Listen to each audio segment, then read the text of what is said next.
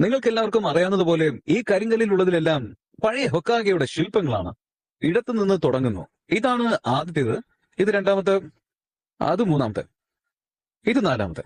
അത് നിങ്ങൾക്ക് മനസ്സിലായി കാണുമല്ലോ. എറോക്ക സെൻസേ, അപ്പൊ അഞ്ചാമത്തെ ഹൊക്കാഗെ ആരാണ്? അത് ഇതുവരെ തീരുമാനിച്ചിട്ടില്ല. ഒരുപക്ഷെ അത് നിങ്ങളുടെ ഫേവറേറ്റ് ടീച്ചർ ആവാം. ചരിത്രത്തിന്റെ ക്ലാസ് രസകരമാക്കാൻ വേണ്ടി അവസരത്തിനൊത്ത് തമാശ പറയുകയായിരിക്കും, അല്ലേ രൂക്ക?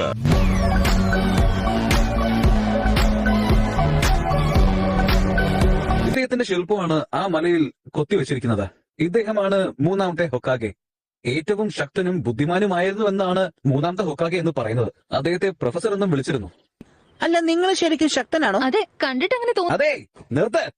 നിങ്ങൾക്ക് ഹൊക്കാഗെ എന്നുള്ള പട്ടം കിട്ടിയാൽ അതിന്റെ അർത്ഥം ഒന്നേ ഉള്ളൂ, ഈ നാട്ടിലെ ഏറ്റവും ശക്തൻ നിങ്ങളാണെന്നാണ്. അതെയോ? എങ്കിൽ അഞ്ചാമത്തെ ഹൊക്കാഗെ ഞാനായിരിക്കും. ഞാൻ ശക്തനും സുന്ദരനുമാണ്. ഇപ്പോഴുള്ള മാർക്കിന് നിനക്കത് സാധ്യമല്ല. ആ